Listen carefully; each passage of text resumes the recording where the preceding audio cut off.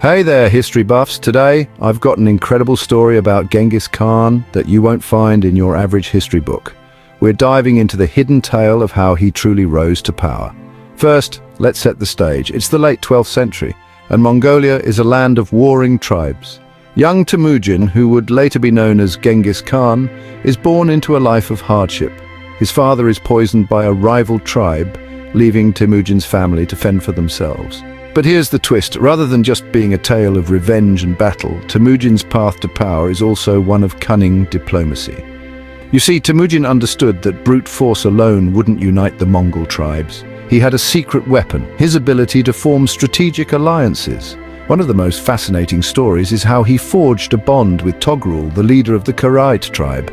Togrul was like a father figure to Temujin, but their relationship was complicated. Temujin promised Togrul loyalty and military support in exchange for protection.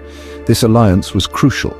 With Togrul's backing, Temujin had the resources to reclaim his family's honor and start building his power base. But it wasn't just about military might. Temujin was a master of psychological warfare.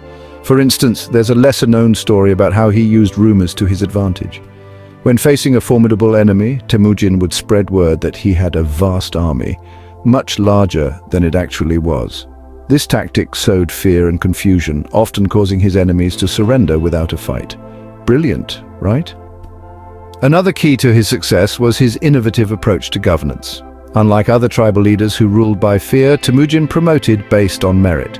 This meant that even if you were born a commoner, you could rise to a position of power if you proved your worth. This policy not only secured loyalty, but also attracted talented individuals from all walks of life. Now here's a story that's really going to blow your mind.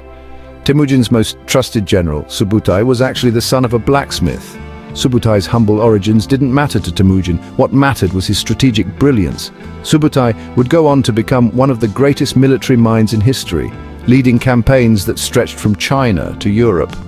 Temujin also had a knack for incorporating the strengths of conquered peoples into his own empire. When he conquered the Khwarezmian Empire, he didn't just plunder and move on. He took their engineers, scholars, and artisans and integrated them into his own society. This not only bolstered his empire's technological and cultural prowess, but also helped to stabilize and enrich his rapidly expanding realm. So how did Genghis Khan become so powerful? It wasn't just his military genius or his ruthless tactics. It was his ability to unite people, to think several steps ahead, and to transform adversity into opportunity. A leader who combined the sword with the pen, the stick with the carrot. And there you have it, the hidden story of Genghis Khan's rise to power. A tale of alliances, psychological warfare, and a revolutionary approach to leadership. If you enjoyed this story, make sure to like, subscribe, and hit that notification bell for more intriguing tales from history. Thanks for watching.